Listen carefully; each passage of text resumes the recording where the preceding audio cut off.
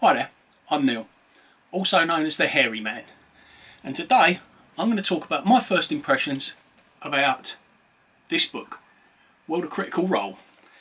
So it's written by Liz Marsham and the cast of Critical Role, and it's a hardback 320 page book printed on glossy paper, which played quite a lot of havoc with lighting when I'm trying to take photographs to illustrate it. So the book goes into detail on the history of Critical Role, for the streaming games, the characters and the players, and includes the games before they were on as a stream, and a few looks behind the scenes. If you're looking for new insights into the cast and characters, then you might be disappointed. The book only dropped through my letterbox this morning, and I've only really had a little time after work to look at it. But on the face of things, for the die-hard critter, for those of you who aren't into it, that's the name that Critical Role fans refer to themselves by. But you knew that, didn't you? You're not going to find anything which hasn't really already been aired either on Talks Machina or Between the Sheets. Those are the after episode question and answer sessions and an in-depth interview show by the same people who produce Critical Role. At least that's what I get from my quick speed reading of various parts of the book. Not quite up to the level of Caleb, the super genius wizard for reading, but I'm sure that there will be nuggets of information sprinkled throughout the text.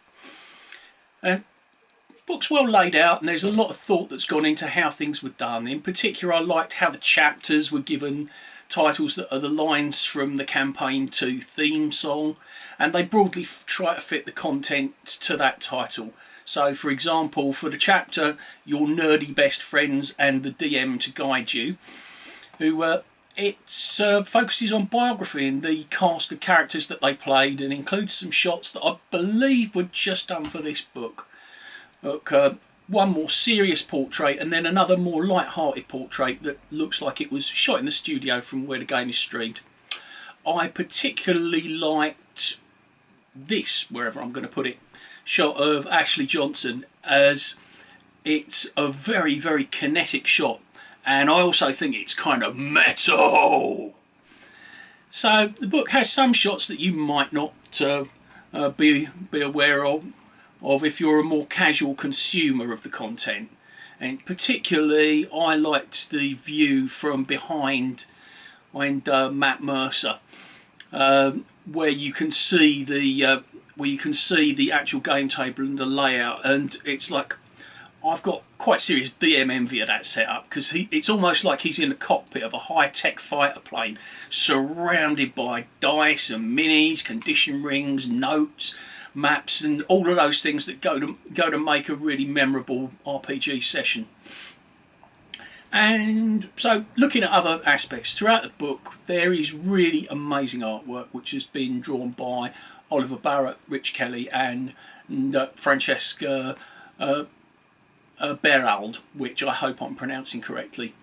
Some of my favourites are the illustrations of encounters from before Dwarven Forge sent Matt a shed load of their amazing 3D terrain that looked like somebody took the graph paper maps that were drawn at the time and then drew an amazingly detailed top-down views of a ravine, the Sphinx lair and part of a demonic stronghold. Really liked those as just pieces of art. Book also details the special guest characters and also the departed original member of Vox Machina, Tiberius Stormwind. Now the book glosses over the reasons that Orion, the player, left the show, so if you're looking for dirt here you won't find it, and that's probably for the best. Guest characters all have nice little illustrations and some detail of their backgrounds, and the NPCs don't go unmentioned, with pretty much a hit list of Matt's best performances, from Victor, the slightly crazed black powder supplier, to the ultra smooth Sean Gilmore of Gilmore's Glorious Goods, and everything in between. Now, from what I've read so far, it's very well written, a very well presented work, which, while it might not tell the die-hard fan anything new, it's always nice to read about the people that you see on screen every week.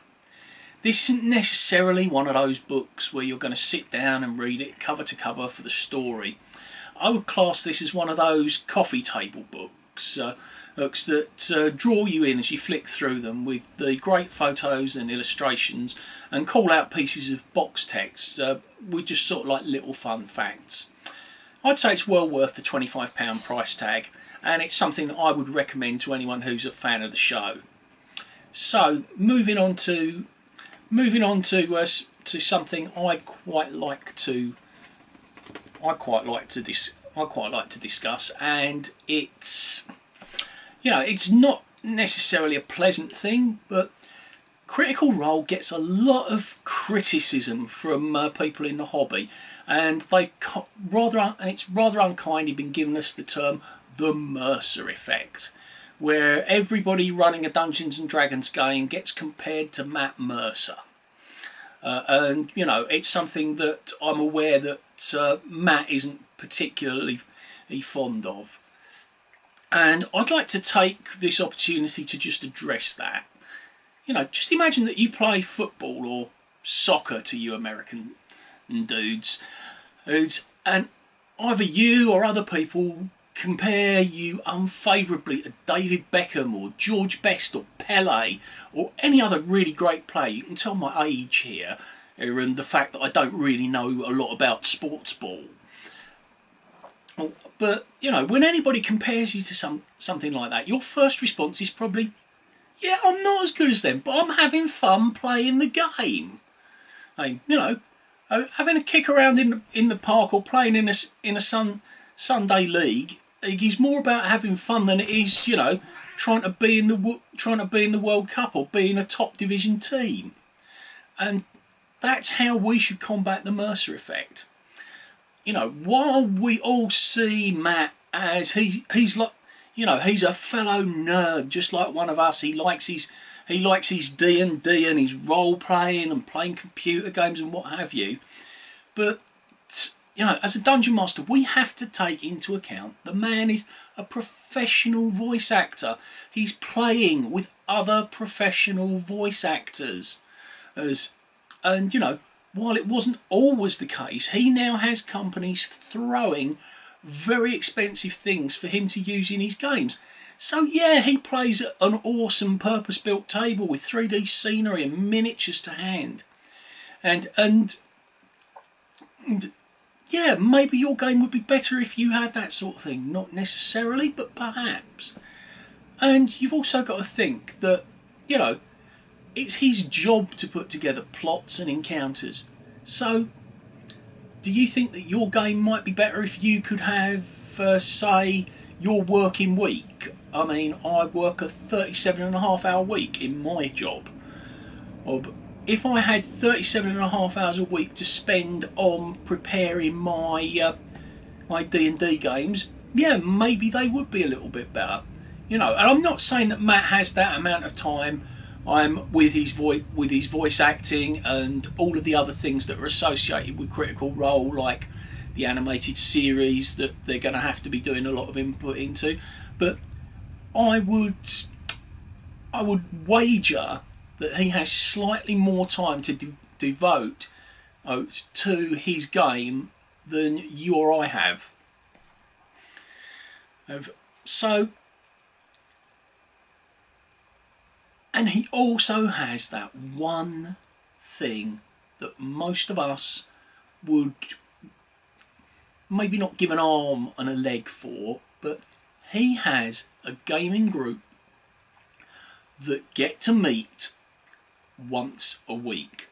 Now, I don't know about the rest of you, but pre-COVID, that was about as likely to find a gaming group that could do once a week, every week, as you were to find unicorn poop. So don't judge yourself too harshly. So, going to end this video with just a little bit of a plug for another D&D streaming group of my friends. So you can see that you can have an entertaining and a long-running campaign without being in a bunch of voice actors. and these are my friends over at ULARP. So the game's run by my friend Adam, and at the moment they're really deep into Curse of Strahd. So if you're looking to watch something under our current conditions, or you find yourself quarantined, and you could do a lot worse than having a look over there. So why not hop over to ULARP and check out some of their games. I'll put the link in the description. And so that ends this video. So if you'd like to subscribe, hit the notification bell for all things geeky and roleplay related. I upload whenever I've got something to review or a concept for LARP related videos or travels, or you know, if we ever get back to normal stuff that I get up to when I'm out and about. So I'm Neil, and I'll see you soon. Take care, everyone. Bye bye. You interrupted this quite a lot, Thor. Are you happy? Are you pleased with yourself? Well, yeah, everybody knows they tune in for you rather than me. What? I left the camera running. Nobody cares.